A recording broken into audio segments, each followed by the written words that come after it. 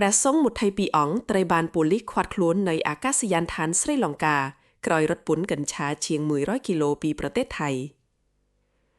មន្ត្រីគយស្រីលង្កាកាលពីពេលថ្មីៗនេះបានរាយការណ៍ថាពួកគេបានឃាត់ខ្លួនព្រះសង្ឃចំនួន22អង្គនៅឯអាកាសយានដ្ឋានអន្តរជាតិកូឡុំបូដ៏សំខាន់នៃប្រទេសស្រីលង្កាបន្ទាប់ពីបានរកឃើញថាព្រះសង្ឃទាំងនោះកំពុងរត់ពន្ធกัญชาខុសច្បាប់ចំនួន100ណាប់គីឡូក្រាមចូលទៅក្នុងប្រទេសក្រោយវិលត្រឡប់ពីដំណើរកម្សាន្តនៅក្នុងប្រទេសថៃវិញនេះបើតាមការចុះផ្សាយដោយសារព័ត៌មាន The Starយោងតាមរបាយការណ៍បានបញ្ជាក់ថាបន្ទាប់ពីមានការត្រួតពិនិត្យយ៉ាងដិតដល់មន្ត្រីជំនាញស្រីលង្កាបានរកឃើញกัญชาសរុបទម្ងន់រហូតដល់110គីឡូក្រាមដែលត្រូវបានលាក់ទុកយ៉ាងជិតនៅក្នុងវ៉ាលីរបស់ព្រះសង្ឃទាំងនោះដោយនៅក្នុងវ៉ាលីរបស់ព្រះសង្ឃមួយអង្គមានបន្ទុកกัญชาប្រមាណ5គីឡូក្រាមព្រះសង្ឃទាំងនោះបានប្រើល្បិចលាក់กัญชาនៅក្នុងផ្នែកញែកបាត់វ៉ាលីនិងបានដាក់អ៊ីវ៉ាន់យ៉ាងច្រើនពីខាងក្នុងវ៉ាលីនោះដើម្បីកុំឲ្យមន្ត្រីជំនាញឆែកឃើញឬចាប់បានប៉ុន្តែជាអកុសលមន្ត្រីជំនាញទាំងនោះនៅតែអាចរកឃើញពីកន្លែងដែលលាក់ទុកกัญชาទាំងនោះ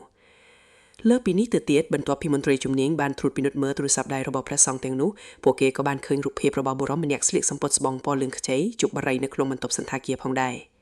យ៉ាងណាបើតាមការបញ្ជាក់អ្នកនាំពាក្យមន្ត្រីគយស្រីលង្កាបានឲ្យដឹងថាក្រុមព្រះសង្ឃទាំងនោះទើបតែវិលត្រឡប់មកពីការធ្វើដំណើរកម្សាន្តសម្រាប់លំហែកាយនៅឯទីក្រុងបាងកករយៈពេល4ថ្ងៃដែលមានអ្នកជំនួយម្នាក់ជាអ្នកឧបត្ថម្ភថ្លៃចំណាយទាំងអស់បន្ថែមពីនេះអ្នកនាំពាក្យមន្ត្រីគយក៏បានបន្តទៀតថាដែលដកស្រង់សម្ដីរបស់សាក្សីដែលជាព្រះសង្ឃមួយអង្គដែលមិនបានទៅធ្វើដំណើរកម្សាន្តទៅកាន់ប្រទេសថៃជាមួយព្រះសង្ឃទាំង22អង្គបាននិយាយថាវ៉ាលីដែលមានបន្ទុកกัญชาពីខាងក្នុងនោះជាវ៉ាលីដែលត្រូវបានប្រគេនព្រះសង្ឃជាអំណោយរួមទាំងរថយន្តមួយគ្រឿងទៀតផងដែរប៉ុន្តែនឹងត្រូវមកយកវាវិញនៅពេលក្រោយ